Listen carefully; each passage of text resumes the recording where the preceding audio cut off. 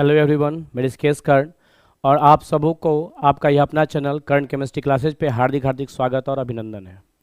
जैसा कि अभी आप देख रहे होंगे बच्चों कि बिहार बोर्ड एग्ज़ाम 2026 के लिए आप 95 प्लस केमिस्ट्री के अंदर 95 प्लस स्कोर कैसे करें, नहीं 95 plus score in chemistry class 12th, और इसके लिए आपको क्या क्या आपको एक माने तैयारी करनी है, कौन कौन से चैप्टर पे ज़्यादा फोकस करना है, इम्पोर्टेंट चैप्टर्स, ठीक है, परफेक्ट स्ट्रेटजी, आपको क्या क्या इसमें एक अपना गेम तैयार करना है, ठीक है, कि हम किस तरह से 95 प्लस स्कोर करें, कहाँ, बिहार बोर्ड एग्ज़ाम 2026 के लिए। तो चलिए आप इस वीडियो में कंटिन्यू बने रहेंगे और एक एक बारीकी बातों पर हम फोकस करेंगे। इस केमिस्ट्री के अंदर की क्लास 12th में आपको कितने आसानी से इजी से आप 95 प्लस स्कोर को कर सकते हैं। अभी भी आपके पास टाइम है, 5 से 6 महीना आपके पास टाइम बचा हुआ है। इस 5 से 6 महीने के अंदर में 6-7 महीना जो बचा है उसमें अगर आप एक अपने आप को एक रूटीन को फॉलो करते हैं, एक रूटीन तैयार करते हैं, आप गारंटी है कि आप 95 प्लस स्कोर को कर सकते हैं। कहाँ, केमिस्ट्री के अंदर। तो चलिए हम लोग स्टार्ट करते हैं और आप कंटिन्यू इस चैप्टर में, इस वीडियो में बने रहेंगे। तो चलिए सबसे पहले हम आपको बता दें, जो केमिस्ट्री की अगर हम लोग बात करते हैं तो केमिस्ट्री में आपको मालूम है कि टोटल 100 मार्क्स के क्वेश्चन आते हैं। कितने मार्क्स के क्वेश्चन आते हैं बाबू? 100 मार्क्स के क्वेश्चन आते हैं। तो देखोगे मेरे प्यारे बच्चों, ये जो 100 मार्क्स के क्वेश्चन है इसको अलग अलग डिवाइड कर दिया गया है। एक आपका डिवाइड कर दिया गया है थ्योरी पोर्शन, और एक आपको जो डिवाइड कर दिया गया है वो प्रैक्टिकल है, प्रैक्टिकल, ठीक है। तो जो प्रैक्टिकल वाले पोर्शन है यहाँ से आपको 70 मार्क्स के क्वेश्चन आ जाएंगे। सॉरी 30 क्वेश्चन आपको यहाँ से, 30 मार्क्स यहाँ से आपको मिलेंगे, 30 मार्क्स यहाँ से मिलेंगे। बात समझ रहे हैं? तो ये आपके कॉलेज वाले के हाथों में है। आपने जहाँ एडमिशन लिया है, जिस स्कूल में एडमिशन लिया है, वो टीचर आपको ये 30 मार्क्स दे सकते हैं। और आजकल ज़माना जानते ही हैं, स्कूल सब में भी थोड़ा सा अगर आप अपना पकड़ बनाइएगा तो आपको 30 मार्क्स में 28-29 मार्क्स मिल जाता है। और कोशिश कीजिएगा कि आपको 28-29 मार्क्स आ ही जाए। 30 में 30 आ जाए तो और अच्छी बात है, लेकिन शायद 30 में 30 देता नहीं है कोई कॉलेज वाले, स्कूल वाले। अगर आ जाए तो और अच्छी बात है। तो इस पर आप लोग पकड़ बनाइएगा। और सबसे जो इम्पोर्टेंट बातें हैं जो आज हम लोग करने वाले हैं वो है इस 70 मार्क्स के लिए। देखिए, कुछ बात को बहुत ही बारीकी से देखना है, बहुत ही एकदम उस पर फोकस करना है, ताकि आपको समझ में आएगा कि ये 70 मार्क्स लाना आपके लिए कितना इजी है, कितना आसान है। बच्चा को डर लगता है कि 70 मार्क्स हम कैसे लाएंगे, समझ रहे हैं? तो देखिए 70 मार्क्स के लिए भी क्या किया गया है, तो समझिएगा। आपका जो यह बिहार बोर्ड है उसने एक पैटर्न तैयार किया है, पैटर्न तैयार किया है। पैटर्न उन्होंने क्या तैयार किया है? तो सबसे पहले आपके सामने एमसीक्यू क्वेश्चन आता है, ठीक है। और एमसीक्यू जो क्वेश्चन आते हैं वो टोटल कितने आते हैं एमसीक्यू क्वेश्चन? 70। कितने क्वेश्चन आते हैं आपके पास? 70। और 70 में से आपको बनाना कितना है? ओनली 35। बात समझ में आ रहा है? दूसरा मैं बताऊं, 2 मार्क क्वेश्चन। तो ये जो 2 मार्क्स क्वेश्चन है ये आपको टोटल पूछा जाता है। आपको बता दें 2 मार्क्स क्वेश्चन में 20 क्वेश्चन पूछे जाते हैं, जिसमें से आपको बनाना होता है ओनली 10 क्वेश्चन। कितने बनाना होता है? 10 क्वेश्चन। समझिएगा, मैं जो बताने जा रहा हूँ उस चीज़ को आप लोग गौर से देखेंगे। आपको 70 क्वेश्चन पूछे जाते हैं, उसमें से 35 ऑब्जेक्टिव में बनाना है। 2 मार्क्स क्वेश्चन आपसे पूछा जाएगा 20, जिसमें आपको 10 बनाना है। और 5 मार्क्स जो आपके पास क्वेश्चन आएंगे 5 मार्क्स वाले, वो आते हैं 6 क्वेश्चन, और उसमें से बनाना है कितना? 3। अब आप देख लीजिए, आप सबको 35 को 1 से मल्टीप्लाई कीजिए तो 35 मार्क्स आपको यहां से आ गया। क्लियर है बातें? अगर आप 10 को 2 से डिवाइड कीजिए, मल्टीप्लाई कीजिए तो 10 2 जा 20 हो गया। और अगर आप 3 को 5 से मल्टीप्लाई करेंगे तो 15 हो गया। अब सबको ऐड कर लो बाबू, 0 7 आ गया। टोटल 70 क्वेश्चन, 70 मार्क्स के आपको आ गए। अब देखो, आप ध्यान से देखोगे, आपके एग्जाम में पूछा कितने क्वेश्चन जाता है, कितने मार्क्स के क्वेश्चन पूछे जाते हैं, हम इस पर थोड़ा सा ध्यान देंगे, थोड़ा सा इस पर आप लोग फोकस करेंगे। आप यहाँ पर हमने आपको जो बताया है पैटर्न, कि पैटर्न में आपसे पूछा जाता है टोटल के टोटल ये 70 क्वेश्चन पूछे जाते हैं। इस 70 को अगर आप मल्टीप्लाई कर लो, वन नंबर का है ना, तो 70 + 1 कितना हो गया, 70 मार्क्स आपको यहाँ से दिया हुआ रहता है। आपके एग्जाम में कितने क्वेश्चन कितने नंबर के पूछे जाते हैं, आपको तो लाना होना है, सब 70 तो लाना है ना, पूछा कितना जाता है आप देख लीजिएगा। अब अगर हम इसकी बात करें तो इसको 20 को आप मल्टीप्लाई कर दोगे 20 × 2 तो हो जाएगा कितना 40। अब इसको मल्टीप्लाई कर दोगे 60 × 5 हो जाएगा कितना 30। 40 और 30 70 हो गया, और 70 70 और 70 टोटल कितना हो गया 140 मार्क। तो आपसे क्वेश्चन कितने पूछे जा रहे हैं, 140 मार्क्स के क्वेश्चन आपसे पूछे जा रहे हैं आपके बोर्ड एग्जामिनेशन में।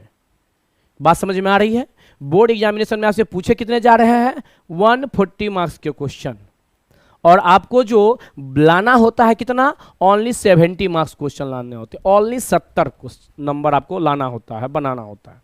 अभी 70 में भी बताओ पास करना होता है ओनली 23 मार्क्स, जिसको आ गया वो पास हो गया। अब एक बात बताओ मेरे प्यारे बच्चों, 70 में से अगर आप 23 नंबर लाकर और पास नहीं होते हैं तो फिर ये भर साल जो पढ़ते हैं 11th 12th क्या फायदा उस पढ़ाई से। उससे अच्छा है कि पढ़ाई को छोड़ दीजिए आप। बात को मेरे गौर से देखेंगे, ये ओनली 22 से 23 मार्क्स आपको लाना होता है पास मार्किंग के लिए। किसमें, केमिस्ट्री हो या फिजिक्स हो या बायोलॉजी हो, सबका यही होता है। बात समझ गया ना, कि आपसे दुगुना क्वेश्चन पूछा जाता है। देखते हैं 70 लाना है और 140 क्वेश्चन पूछा जा रहा है, 140 मार्क्स का पूछा जा रहा है और 70 नंबर लाना है। उसमें से भी अगर 23 आएगा तो आप पास कर जाइएगा, 70 आया तो आप बुझ जाते हैं 70 यहाँ से आ गया, और अगर अभी जो आपको जो मैंने प्रैक्टिकल का बताया था कि अगर उसको आ गया 28 या 29 दे दिया तो पता है 98 99 नंबर आपको आ जाएगा। तो थोड़ा सा अगर आप फोकस करते हैं तो 70 में 70 मार्क्स आप ला सकते हैं। अभी भी आपके पास टाइम है, एक अपना पैटर्न तैयार करिए और उस पर अभी से फोकस करना स्टार्ट कर दीजिए। 110% है कि आपको ये 70 में 70 आ जाएंगे। अब देखिए, ये तो हमने आपको मार्क बताया कि किस तरह से आपके एग्जाम वाले आपसे मार्क्स से पूछते हैं बिहार बोर्ड।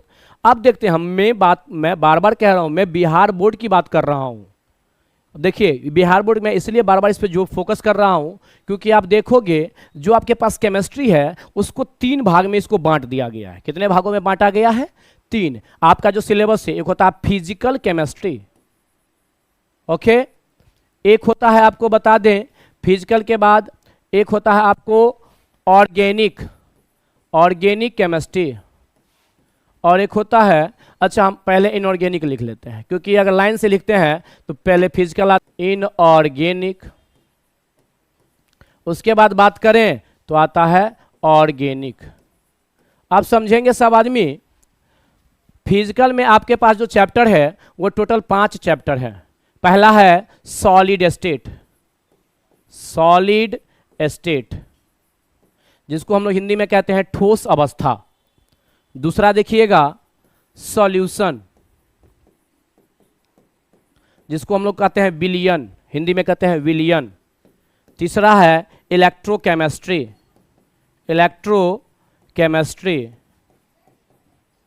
जिसको हम लोग कहते हैं विद्युत रसायन। मैं अगर चौथा बात करूं तो इसको बोलते हैं केमिकल काइनेटिक्स। इसको अगर बात करें तो बोलते हैं रासायनिक बलगतिकी, हिंदी में कहते हैं रासायनिक बलगतिकी। और 5वां की अगर बात करें surface chemistry.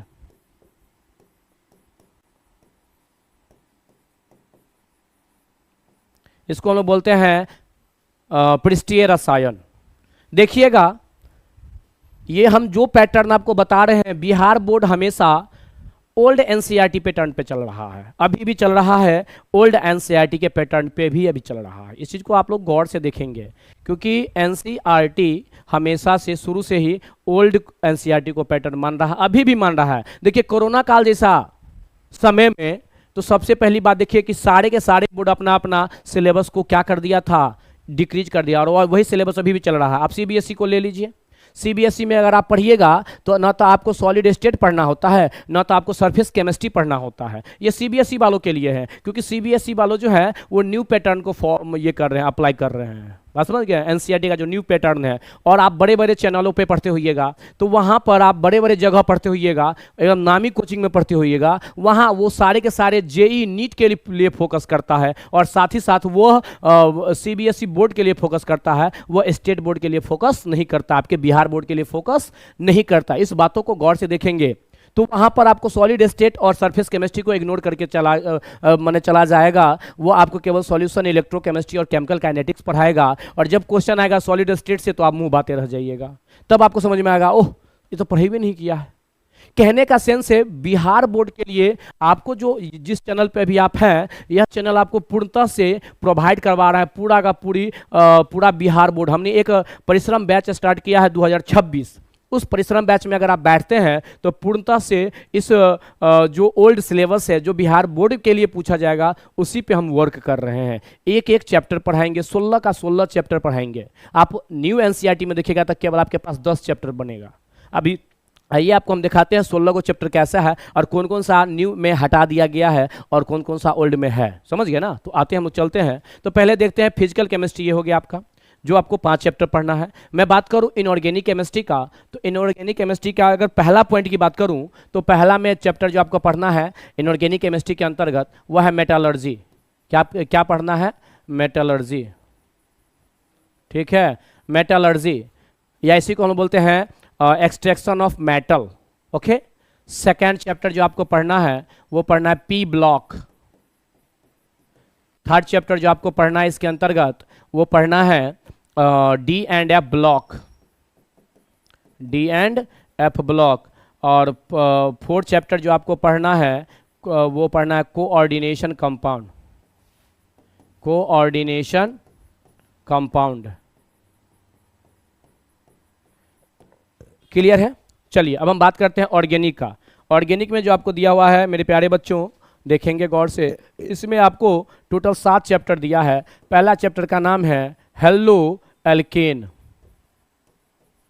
And hello arene. Second chapter का नाम है एल्कोहल, फिनोल एंड ईथर। समझ गया? मैं अगर बात करूं थर्ड चैप्टर का, तो थर्ड चैप्टर का नाम है aldehyde, carboxylic acid and ketone. ठीक है, उसके बाद की अगर हम बात करें तो ध्यान से देखेंगे मेरे प्यारे बच्चों, फोर्थ में आपको दिया गया है एमाइन। ठीक है, फिफ्थ की बात करें पॉलीमर। उसके बाद हम और थोड़ा सा अगर चलें आगे तो 6 नंबर की अगर बात करें तो 6 नंबर में आपको दिया गया है, 6 नंबर में आपको दिया गया है बायोमॉलिक्यूल। और अगर बात करें 7 नंबर में, तो 7 नंबर की अगर हम लोग बात करते हैं तो 7 नंबर में आपको पूछा जाता है, चैप्टर है everyday life in chemistry, chemistry in everyday life,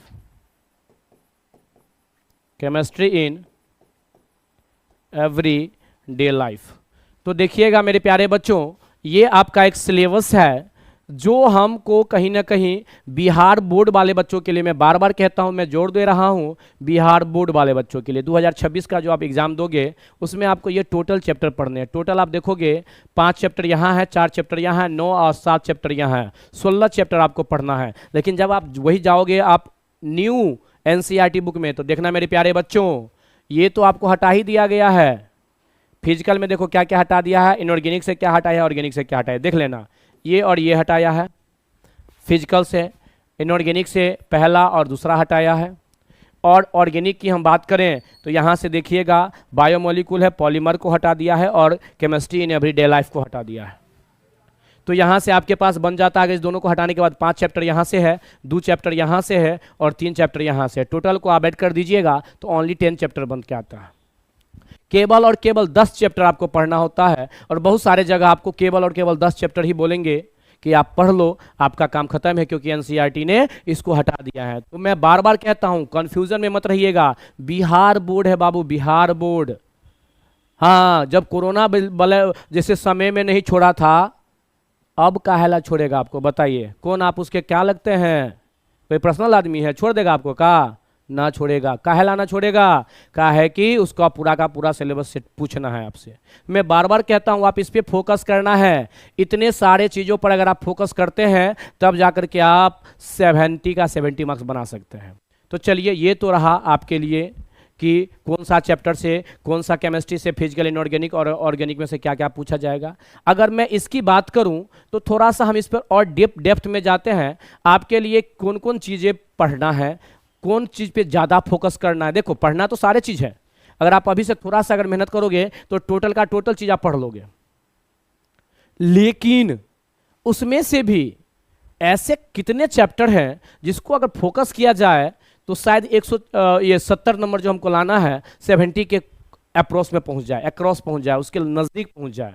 तो देखो मेरे प्यारे बच्चों, सबसे पहले एक बात याद रखना, सबसे ज़्यादा मार्क्स के क्वेश्चन आते हैं आपके ऑर्गेनिक चैप्टर से। ऑर्गेनिक जो आप देख रहे हो ना, इसमें से अगर हम 140 वाला जो बात बताए थे, अगर उसके अकॉर्डिंग चलेंगे तो इसमें से 50 से 60 मार्क्स के क्वेश्चन यहाँ से पूछे जाते हैं और 40 यहाँ से, 40 से, हाँ वही 40 से 45 के नंबर में, 55 से 60 के लगभग में वहाँ, 40 से 45 यहाँ और 40 से 45 यहाँ के लगभग पूछे जाते हैं।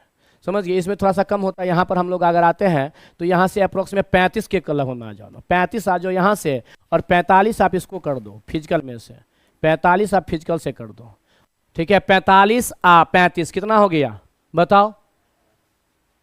80 हो गया और 60 कितना हो गया? 140। ये 140 का आपका रहना है, समझ गया, जिसमें सबसे ज़्यादा है आपका ऑर्गेनिक। और यही में से बहुत सारे टीचर्स आपको लास्ट टाइम में आएंगे और ये छोड़ देंगे। क्या आपको कहेंगे कि मेरे प्यारे बच्चों अब यार नोट्स लेके पढ़ लो, या आपको हम पोथी पत्रा दे देते हैं लिख लेना, नहीं तो कितना तो करेंगे, बोलेगा कि एनसीईआरटी में है ये नहीं है, छोड़िए दो, काहेला पढ़ोगे। यहाँ से जब क्वेश्चन पूछेगा तब आप बैठ करके एग्जाम हॉल में आप बड़ेरी गिनते रहिएगा कि कितना पंखा लगा है। ओहो, 4 पंखा और रहता था, कहीं गर्मी कम लगता। आपको गर्मी ज़्यादा लगने लगेगा उस समय में, क्योंकि आपको पसीना आएगा, आपने पढ़ा नहीं है ये चैप्टर। और जो पढ़ा रहेगा उसको 2 पंखा और कम रहेगा तो ये आराम से बनाएगा, ठंडा महसूस में बनाएगा, हम कूल हो करके बनाएगा। इसीलिए हम आपको बार बार कहते हैं आप मेरे इस चैनल पे बने रहिएगा, परिश्रम बैच को देखते रहिएगा, तो इतनी गारंटी है कि यहाँ एक जो 16 का 16 चैप्टर है मैं आपको 2026 के लिए प्रोवाइड करवा दूंगा। एक एक चैप्टर का एक एक टॉपिक में आपको पढ़वा दूंगा, आप वहाँ से पढ़ना और गारंटी के साथ कहते हैं 70 में 70 आप लाने का कैपेसिटी रखोगे। चलिए, अब कम समय में, अभी आपके पास 5 से 7 महीना है, तो आपके मन में होता होगा कि सर कहीं बताइएगा ऐसा कौन कौन सा चैप्टर पढ़ लें जो जल्दी हमको पूछ देगा और वहाँ से उसमें से हम जल्दी क्वेश्चन बना लेंगे, कुछ ऐसा आप हमको चैप्टर बता दीजिए। वेरी गुड, आपका सोच ठीक है। तो चलिए अब हम उस चैप्टर की बात को करते हैं कि कौन कौन चैप्टर अपन को पढ़ना है। तो आइए मेरे प्यारे बच्चों देखते हैं, ये टोटल का टोटल चैप्टर आपको पढ़ना है, लेकिन इसमें से ज़्यादा आपके लिए इंपॉर्टेंट कौन सा है इस चैप्टर को लेकर के? तो एक सॉल्यूशन को ले लीजिएगा इंपॉर्टेंट, इलेक्ट्रोकेमिस्ट्री को ले लीजिएगा, केमिकल काइनेटिक्स को ले लीजिएगा। ये 3 चैप्टर बहुत इंपॉर्टेंट है। इंपॉर्टेंट ये भी है, इंपॉर्टेंट ये भी है। इसमें सबसे आसान हम आपको तरीका बता देते हैं। इस सारे चैप्टर को आप जाइएगा, खोजिएगा कि कहाँ पर लिखा हुआ है डिफिनेशन वाला पार्ट। जितना डिफिनीशन इसमें दिया है, सॉलिड स्टेट में जो डिफिनीशन सब है वो याद कर लीजिए, सॉल्यूशन का जो डिफिनीशन है वो याद कर लीजिए, इलेक्ट्रोकेमिस्ट्री का डिफिनीशन है वो याद कर लीजिए, केमिकल काइनेटिक्स का डिफिनीशन है वो याद कर लीजिए, सरफेस केमिस्ट्री का डिफिनीशन है वो याद कर लीजिए। इसमें हमको अपने माइंड में सीधा बैठा लेना है, पूरा 5 चैप्टर खोलेंगे और पहले एक क्वेश्चन को एक जगह कर लेना है, हमको कौन कौन सा डिफिनीशन वाला पार्ट पूछा हुआ है, वो डिफिनीशन वाला पार्ट याद कर लीजिएगा। आपका बेनिफिट क्या हो जाएगा, डिफिनीशन वाला पार्ट आपको 2 मार्क्स में भी पूछेगा और डिफिनीशन वाला पार्ट आपको 5 मार्क्स में भी पूछ देगा।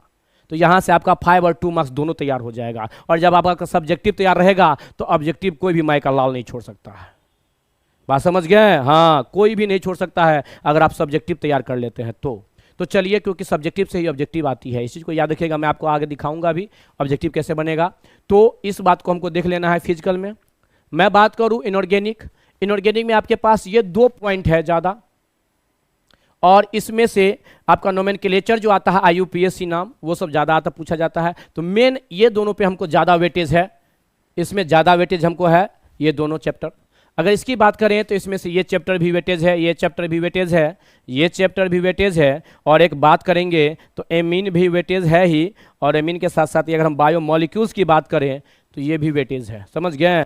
इतने सारे जो चैप्टर है इसमें ये वेटेज है, ज़्यादा वेटेज वाले हैं। इमेनमी से भी आता है ये क्वेश्चन, लेकिन सबसे ज़्यादा वेटेज ये है। क्वेश्चन इसमें से भी आएगा, इसमें से भी आएगा, 1-2 क्वेश्चन आएगा, कम आएगा, लेकिन ज़्यादा वेटेज यही सब है। बात समझ गए हैं? तो ज़्यादा वेटेज वाला कौन है? 1, 2, 3, ये 4, ये ज़्यादा वेटेज है। इसमें 1, 1, 2 ये ज़्यादा वेटेज है, और इसमें 1, 2, 3 ये ज़्यादा वेटेज है। बात समझ रहे हैं? अब हम आपको एक और क्लास लेके आएंगे। इसके बाद जो हम आपको लिए क्लास लेके आ रहे हैं वह क्लास होगा कि हम इस चैप्टर के अंदर में कौन कौन सा टॉपिक को तैयार करें, क्योंकि एक चैप्टर में बहुत सारे क्वेश्चन है, बहुत सारे टॉपिक है, आप उसको कैसे पढ़िएगा। तो मैं आपको चैप्टर के अंदर के टॉपिक के बारे में एक वीडियो लेके आऊँगा, नेक्स्ट वीडियो, उसमें आप बने रहेंगे और इस वीडियो को अच्छे तरीक़ा से देखिए, ताकि आपको 95+ लाने में जो यह वीडियो है वो बहुत हेल्पफुल साबित हो सकता है, बहुत ही कारगर साबित हो सकता है। तो इस वीडियो को स्किप ना करेंगे और पूर्णतः से कंटिन्यू देखेंगे। So thank you all of you.